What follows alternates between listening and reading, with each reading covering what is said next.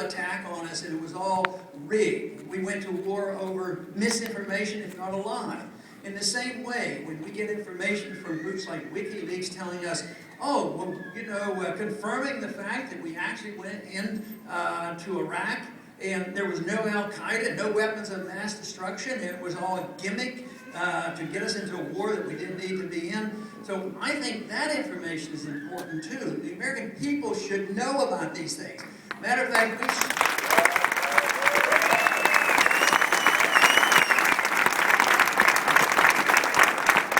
The best way to prevent this kind of dilemma for us getting the information after the fact is we should have the information before the fact. That is, we should never go to war without a full examination and a declaration of that.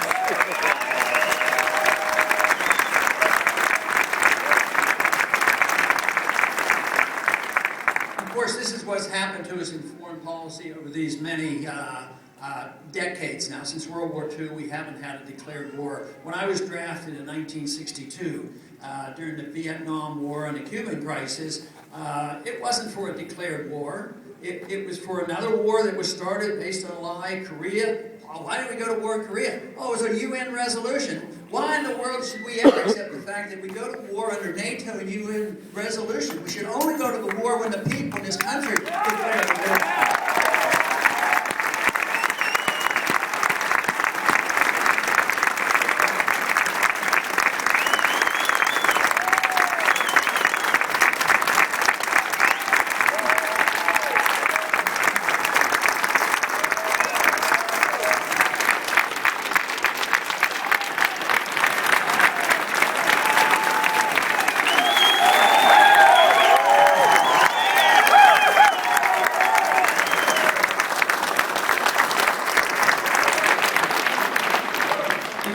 When we went into Iraq under those questionable circumstances, one thing they did is when they declared the first victory, mission accomplished, they figured they needed to refinance the country. So they had this neat little trick called inflating the currency.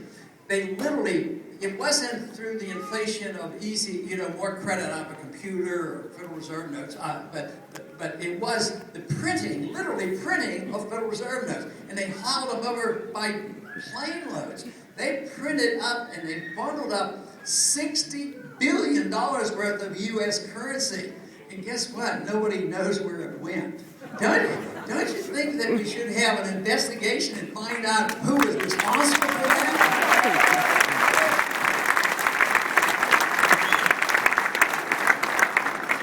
There's so much that we need to know about our government, and the revelation of what they've been doing, I think, would stimulate more people to say, look, we need our Constitution back, we need limited government, we need the responsibilities returned to the people rather than depending on the politicians and the people who think that they can take care of us from cradle to grave, tell us what to do with our lives and our money, and also tell every other country how they should run their affairs. So if they get the exposure, I think it would be a big step forward. But I'd like to see an investigation on why the federal government, I mean, we know about Fast and Furious, but what about these 50,000 per year of these SWAT break-ins in this country on the pretense that somebody might have some drugs, and a lot of times they make a mistake, and a lot of times they kill innocent people without a proper search warrant. We should demand an investigation on that and come to our senses on how often anybody should be busting into our houses, especially if they don't have a search warrant.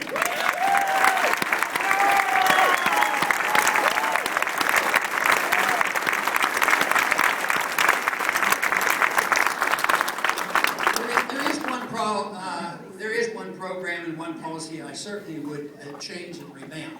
Although right now a lot of people in this country are still quite favorable toward it, but we should think about it very seriously.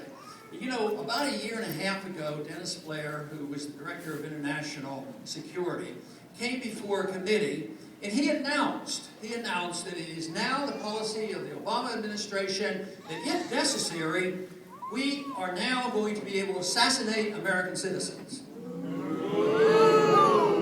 With no charges, no trials, no conviction, but because they consider that person a dangerous person. Now, they may be right. Maybe these individuals aren't dangerous people. But does that justify the throwing out the whole system of protecting our rights to have our day in court? Who knows what this can translate into as we go down the road. Subsequently now, we've had 3 American citizens assassinated. Now, of course, Alaki, it looks like the evidence is pretty strong. He's a very bad person, but that doesn't, justify it. But they proceeded to say, well, his son is part of the trouble too, so we got to get him. So they sent another drone missile to Yemen to get his son. And it turned out that his son was barbecuing out in the backyard with a friend of his, and the son was 16 years old, and his friend was 16-year-old, and therefore we're supposed to be pleased and proud of this. How intimidated do we have to be? How insecure do we have to be that we would assassinate a 16-year-old kid that is an American citizen? Because what is he going to do? Is he going to launch a missile against us or something? I fear much more the erosion of our protections of our liberties here at home and the erosion of our economy than I do from any foreign adversary.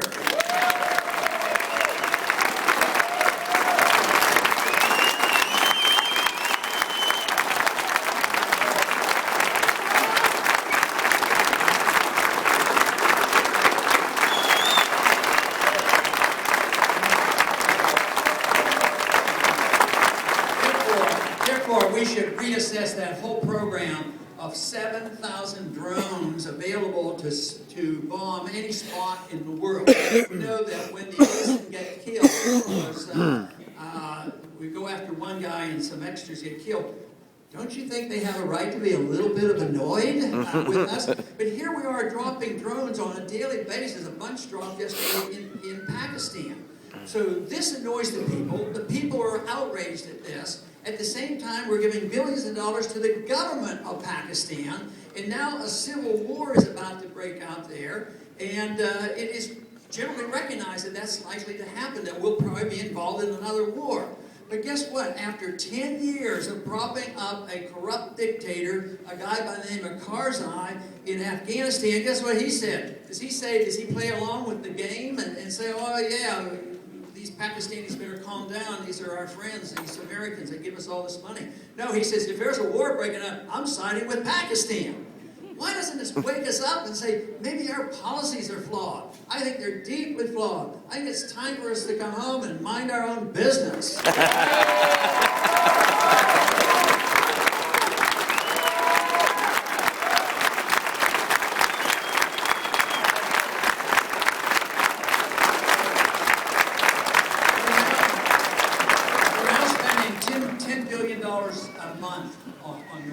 In the last 10 years, our national debt went up $4 trillion due to our wartime expenditures.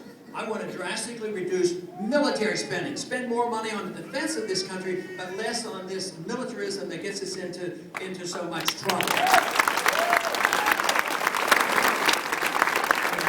I was drafted, the Cold War was a hot Cold War, at least it was very dangerous in the 1960s. That doesn't exist. We did not have to confront. We tolerated in many ways the Soviets and the Chinese, who were our deadly enemies. And yet today, we are falling in the footsteps of what the Soviets ended up doing. Spreading themselves too far around, invading countries like Afghanistan, and they going bankrupt. So fortunately, we never had to fight the Soviets. And unfortunately for us, if we continue to do this, we are going to have a breakdown. And that's what this financial crisis is telling us about.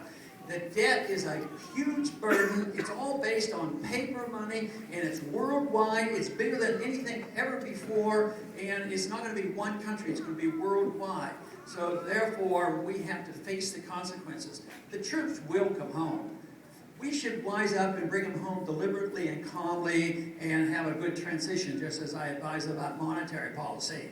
But if we continue to do what we're doing, not only will we march home because we won't have a functioning economy, but then the benefits going to those who are totally dependent in this country will not get their benefits because of the breakdown of the monetary system.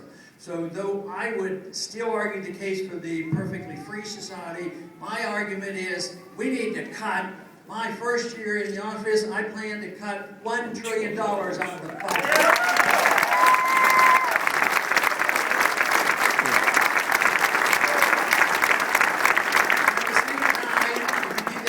You would not have to attack the elderly who have become dependent, or the children who get medical care, and we could work our way out of it.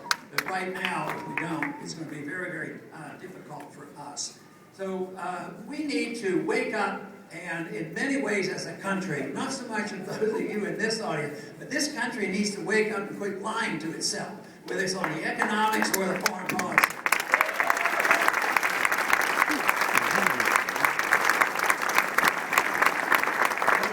Is a healthy dose of renewal of the spirit of liberty. We need to understand that the laws don't make us free as much as the spirit of liberty burning in our hearts and in our minds.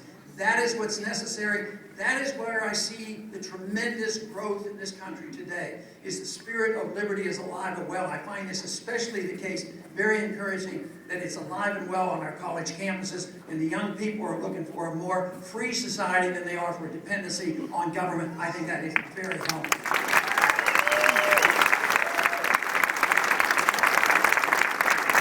We must remember that if an idea, its time has come, it cannot be stopped by armies. An idea is more powerful than all the armies in the world. And Samuel Adams said that you don't have to have the majority. What you have to have is an energized, irate minority who's willing to defend and start the brush fires of liberty in the hearts and minds of all men.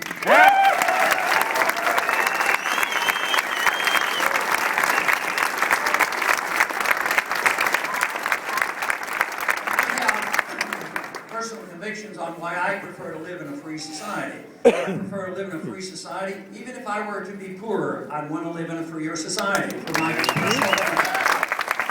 But very fortunately for us, we don't have to make that choice, because history has shown that the freer society, the more prosperous society, the more fairly it's distributed. Anytime the government gets in this idea of fairness in economic distribution, yes, they can end up with equality, but it's equality of poverty. We knew that happened in the 20th century. Nobody became wealthy in the socialist, communist societies. So if we want to live in a free society, we have to have some goals. And for me, personally, it is the only way that we have our opportunity as individuals to pursue excellence and virtue. That is why we should be concerned. We have a natural right to our life.